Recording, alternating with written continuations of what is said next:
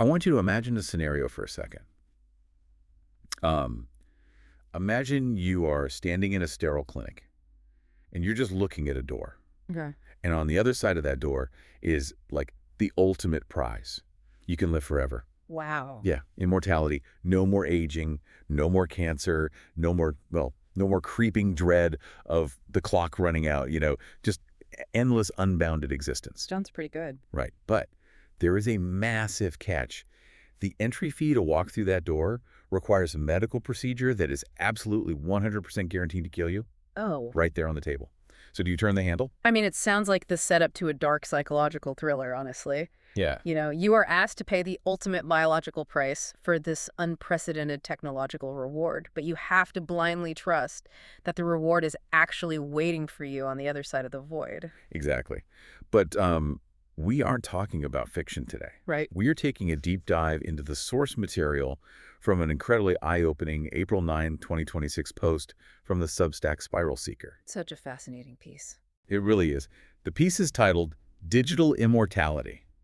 And our mission today is to explore the shocking, very real world of consciousness uploading startup. Yeah, the real world, not sci-fi. Right.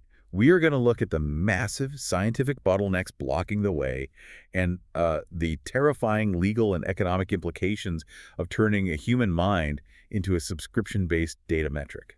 It's a lot to cover. It is, because there are real investments. Yeah. I mean, massive amounts of money and actual companies banking on this right now. And, the people making those investments are some of the most influential figures in the technology sector. Yeah. This isn't just some thought experiment happening in a university philosophy department. It is a heavily capitalized pursuit by the tech elite. Right, they have the money. Exactly. They're actively looking at death not as an inevitable natural process, but, well, simply as a difficult engineering problem that just needs a massive budget to solve. Which brings up a detail from the SpiralSeekr piece that genuinely floored me. Let's look at the extreme lengths people are currently willing to go to for a shot at this digital eternity. Yeah, the waiting list. Yes. Back in 2018, Sam Altman, who was the president of Y Combinator at the time, paid a $10,000 deposit to join the waitlist for a neuroscience startup called Nectome. $10,000. $10,000 to get on a list for a procedure that, by the company's own admission, is fatal. Right, and to understand why a highly successful tech executive would put money down on something so morbid, we have to look at the specific mechanism of what Nectome is trying to do. Okay. The procedure is called aldehyde-stabilized cryopreservation. They aren't just freezing your body like traditional cryonics, where people hope scientists a century from now can just Thaw them out. Yeah, thaw them out and shock their biological heart back to life. This is much more radical. How so? They are embalming the brain of a living patient to preserve its microscopic architecture, the connectome. And they want to preserve it with absolute perfection. Wait, let me stop you there because I think a lot of people might be confused by that. Why not just freeze the brain? We freeze biological material all the time, right? Why go the route of embalming, which is, permanently destructive? Think about what happens when you freeze water. It expands, right? And it forms jagged, sharp ice crystals. Well, human tissue is mostly water. Oh, I see where this is going. Right. If you just drop a brain into a vat of liquid nitrogen, those microscopic ice crystals act like billions of tiny knives. Oh. Yeah, shredding the delicate cellular membranes, the neurons, and the synapses. It destroys the very information you're trying to save. That makes sense. So how do they stop that? To avoid that, scientists use a process called vitrification. They pump heavily toxic embalming chemicals through the bloodstream to replace the water. Wow. It essentially turns the biological tissue of the brain into a stable, glass-like state. You prevent the ice crystals, but you permanently kill the biology in the process. And that is exactly why it's a one-way trip. The source material includes a really jarring quote from Nectome's co-founder, Robert McIntyre. Yeah, the MIT quote. Right. He told the MIT Technology Review that the procedure is 100% fatal. It has to be. In fact, to even perform this without it being classified as a homicide, it has to operate under the legal frameworks of physician-assisted suicide. Exactly. You are legally euthanized on the table so they can pump your veins full of embalming fluid, vitrify your neural circuitry, and, well, put your brain on a shelf. It's wild. And the whole gamble is that maybe someday future technology will extract that preserved structural data and recreate your mind in a digital simulation. Okay, let's unpack this. Well, no. Right. Let's look at the underlying scientific philosophy driving this entire enterprise. Right. It relies on a massive and completely unproven premise. Okay, let's unpack this because that premise is huge. It really is. They are betting everything on the idea that human consciousness, your memories, your childhood trauma, your sense of humor, your feeling of self, that all of that is encoded entirely within the structural map of your neural connections. The physical wiring of the brain, essentially. Okay, let me try to wrap my head around this Mhm. because betting your life on just the structural map feels incredibly limiting. It is limiting. Like if they just have the frozen wiring, I'm picturing a satellite photograph of a massive, intricate city grid. Oh, that's a good way to look at it. Right. You take this flawless, high-resolution photo, you can see every street, every building, every traffic light perfectly frozen in time. Sure. But just having that photo doesn't mean you can simulate the actual traffic flowing through the streets, or the sudden rainstorms, or the complex, messy lives of the millions of people inside those buildings. A map is not the territory. What's fascinating here is that architecture doesn't dictate behavior. Check that. You might perfectly preserve the layout of the streets, but you have no idea how the inhabitants interact with those streets on a Tuesday morning versus a Friday night. And as of this April 2026 source material, there is absolutely zero scientific consensus that a functional, living digital consciousness can be extracted from chemically fixed dead tissue. Zero consensus. Zero. The mechanism to read, simulate, or upload a human mind from this embalmed state simply does not exist. Okay, so Nectome and these investors are betting the farm on this perfect structural map. But if I'm a billionaire putting down my 10 grand today, how close are we actually to turning that physical map into a living digital simulation? Not very close. Right, because the SpiralSeekr piece lays out a Q&A that details 3 massive scientific bottlenecks standing in the way of what they call whole brain emulation. Yeah, let's look at the first barrier, which is imaging. Okay. To even begin creating that structural map, you have to scan a human brain. Hmm. We are talking about approximately 86 billion neurons 86 billion. and 100 trillion synapses. Oh my gosh. And you have to scan all of that at a nanometer resolution without a single instance of data loss. Can we even do that? Currently, no.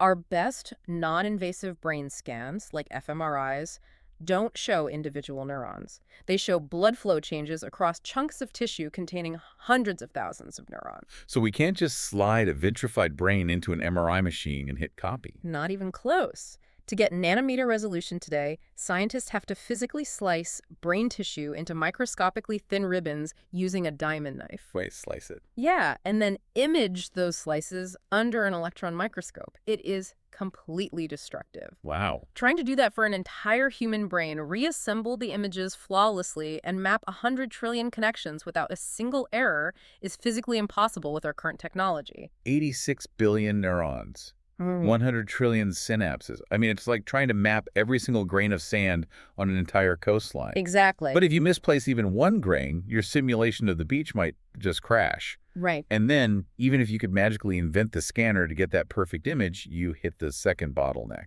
Yeah. Which is the hardware. Right, the hardware. Because computer chips and biological brains operate on entirely different paradigms. How so? Silicon chips process information sequentially. They do one calculation at a time, incredibly fast. But a biological brain is a massive parallel processor. A single synapse can fire both chemically and electrically at the same time, communicating with thousands of other neurons simultaneously. Oh, wow. Yeah, so running a real-time, nonlinear simulation of 100 trillion interconnected synapses doing millions of calculations per second, it exceeds the capabilities of the world's most powerful supercomputers by an astronomical margin. So we're basically trying to play a complex, multi-layered symphony using a digital pocket calculator. That's a great analogy. It just doesn't have the architecture for it. Biological brains are vastly more energy efficient and fundamentally more complex than any computational hardware we have ever built. Which brings us to the third bottleneck from the source.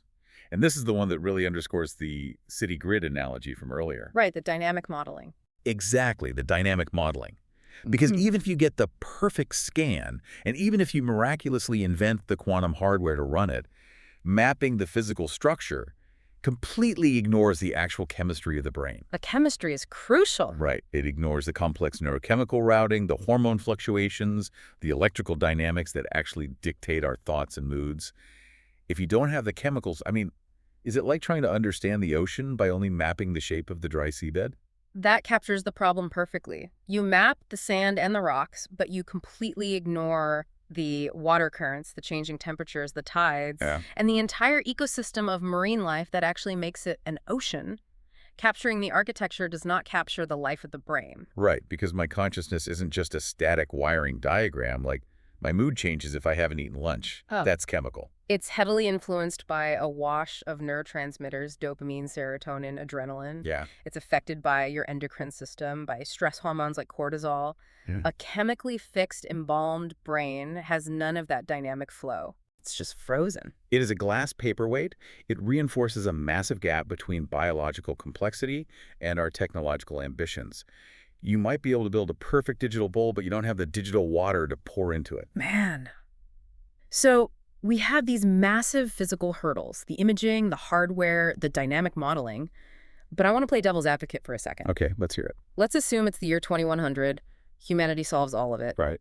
We invent the ultimate non-destructive quantum scanner, we build the perfect supercomputer, and we figure out how to simulate the neurochemical baths. The tech works. That's a big assumption, but okay. We now crash headfirst into the philosophical hurdle.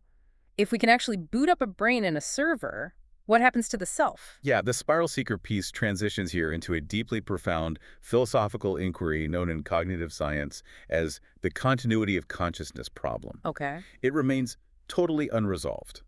If you upload a brain, do you transfer the original stream of consciousness? Or do you simply create a highly accurate software replica? Wait, break that down for me. How would we even know the difference? Think about what happens when you go to sleep. You lose consciousness, right? Yeah. When you wake up the next morning, you assume you are the same person who went to sleep. You rely on the physical continuity of your biological body to anchor your sense of self. Okay, that makes sense. Now apply that to mind uploading. You are euthanized. Your brain is vitrified. 50 years later, a computer boots up a simulation based on your brain map. Right. If it's a transfer of consciousness, your perspective shifts from the clinic bed directly to the server. You open your digital eyes. Okay, but what if it's the replica scenario? In the replica scenario, the original biological subject, the actual you sitting in the clinic, simply ceases to exist upon death. Wow. Your subjective experience goes to black the moment the embalming chemicals stop your heart, and it stays black forever. That is dark. Decades later, a software clone is activated.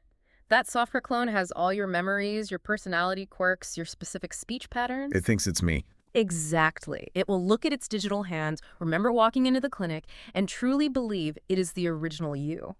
But it isn't. You are gone. Here's where it gets really interesting.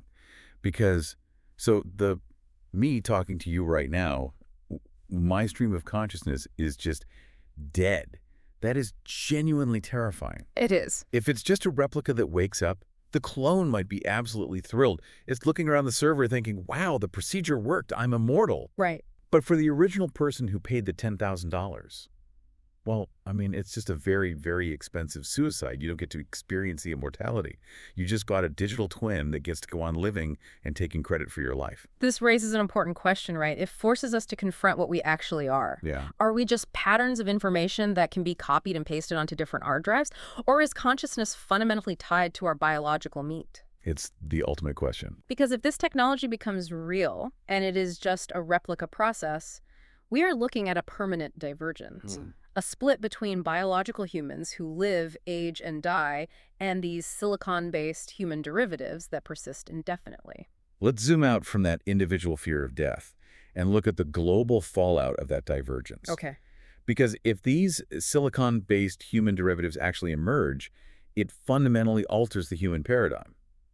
The prominent tech executives funding this aren't doing it as a charity. Definitely not. Access to this post-biological existence will absolutely be dictated by capital. Immortality becomes the ultimate luxury good. Proponents argue that uploading frees us from biological decay. No more heart disease, no more Alzheimer's. Right. But a digitized human running on server infrastructure is vulnerable to entirely new artificial dangers.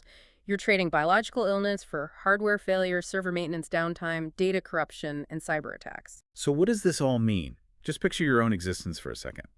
Imagine your literal conscious awareness, your ability to think and feel, being subject to a corporate terms of service update. It's a dystopia. Imagine your right to be turned on being tied to a monthly subscription fee. Mm. If the credit card attached to your digital server space expires, does a cloud manager just hit delete on your consciousness? It's very possible. Human existence transitions from a biological absolute where you are simply alive by nature to a measurable subscription-based data metric owned by a tech conglomerate. It is the ultimate commodification of human life. And we have to consider the capabilities of these digital minds. What do you mean? Well, a digitized consciousness merged with the computational power of advanced artificial intelligence would not remain static. It wouldn't just be a simulation of you sitting in a digital room reading a book. Oh, right. It could process information at the speed of light. Wow. It could fundamentally alter its own cognitive architecture to become smarter, faster, more efficient. And it could copy and paste itself. The source material mentions that an uploaded mind could theoretically clone its instances across multiple servers. Exactly. I'm just realizing the scale of this.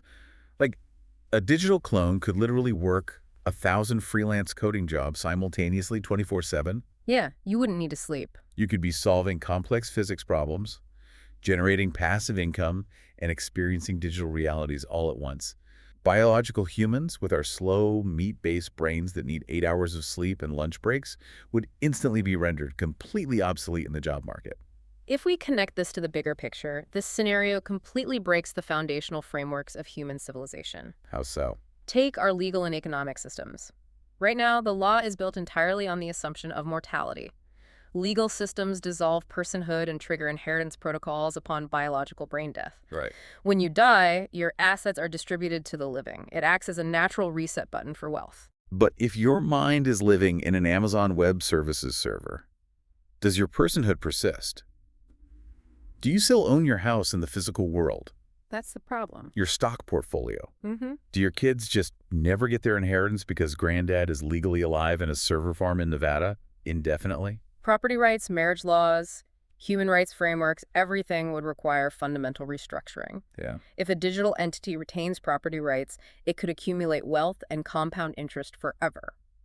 Imagine a silicon-based human derivative who has been investing in the stock market for 400 years, utilizing light-speed processing to make trades. It'd be impossible to compete. It would lead to unprecedented asset monopolization by immortal, non-biological citizens. Oh. Wealth would never trickle down through inheritance. It would just pool at the top, forever controlled by digital entities. It is a totally wild trajectory. We started this deep dive looking at a $10,000 deposit for a fatal brain embalming procedure. Mm-hmm. It's a waiting list for physician-assisted suicide disguised as a tech pre-order.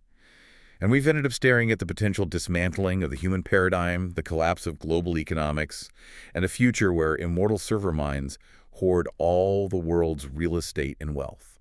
A single technological ambition, the desire to escape death, carries a chain of consequences that could unravel the very fabric of how we define life, society, and value. Seriously. The physical bottlenecks of imaging, hardware, and dynamic modeling are massive. But the philosophical terror of the replica scenario and the societal bottlenecks of immortal wealth are what truly make this a perilous frontier. And as we wrap up this deep dive into the April 2026 piece from the SpiralSeekr Substack, I want to leave you with a final thought to mull over.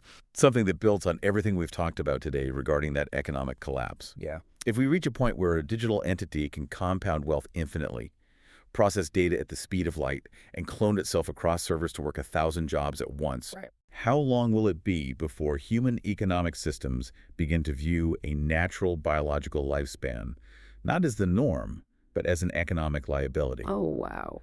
Will uploading eventually shift from being a bizarre luxury for eccentric billionaires to a brutal financial necessity just to stay competitive in the workforce? That's a terrifying thought. Think about that the next time you picture that door to immortality. The entry fee might be a procedure that is guaranteed to kill you, but in a future dominated by immortal data metrics, staying on this side of the door and keeping your biology might be the real death sentence. Thanks for taking this deep dive with us today. We'll catch you next time.